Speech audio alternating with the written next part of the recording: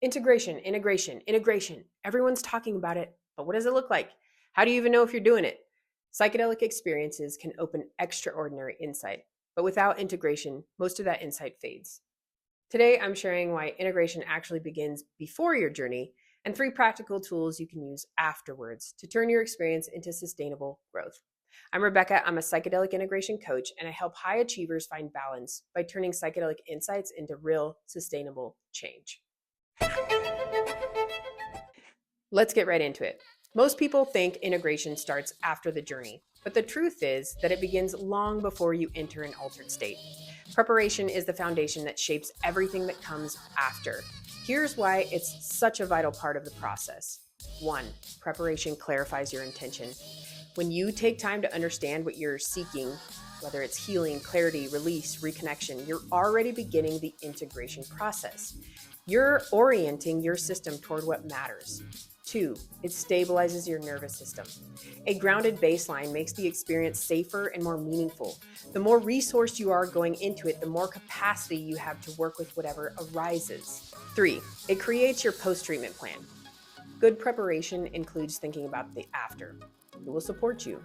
What practices will you return to? What changes are you ready to make?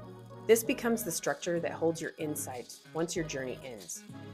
4, it's the most vital part of the process. Without preparation, even a powerful experience can feel scattered or overwhelming. Preparation softens the ground so your insight can take root and grow. With that foundation in place, integration becomes much more natural and embodied. Now that we talked about the preparation, let's talk about tools you can use after your journey. Here's my top 3.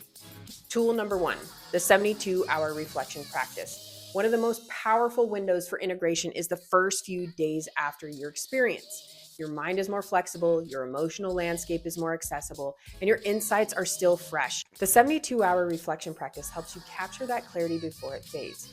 Here's how it works. Set aside 20 to 30 minutes each day for the first 3 days after your journey.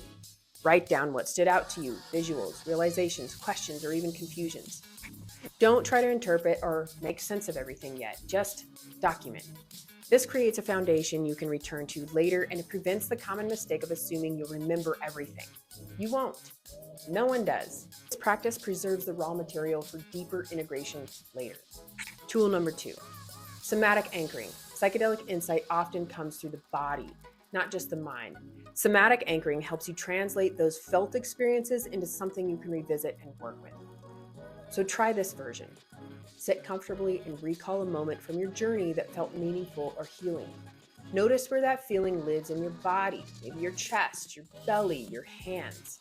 Place a hand there and breathe into that area for a few minutes. Let your body show you what it remembers.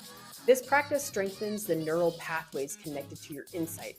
It's a way of saying to your system, this matters, let's keep this alive.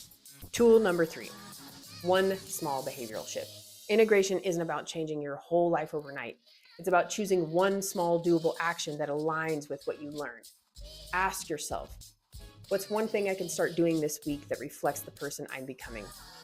Examples could be a 10-minute morning walk, drinking water before coffee, saying no to 1 thing that drains you, reaching out to someone who trusts, setting a boundary you've been avoiding. Small shifts compound, they build momentum, and they turn insight into embodiment. If you found these tools helpful, feel free to subscribe for more videos on psychedelic integration, conscious living, and inner healing.